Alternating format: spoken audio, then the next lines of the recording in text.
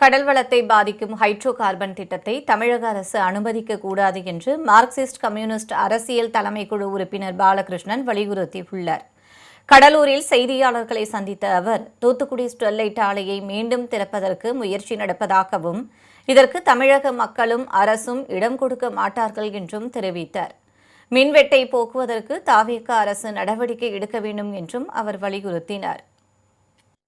Hydro carbon திட்டம் என்பதை தமிழகத்திலே செயல்படுத்த முயற்சி எடுத்து அதை தடுத்து நிறுத்தி மிகப்பெரிய போராட்டங்களை நடத்தினோம்.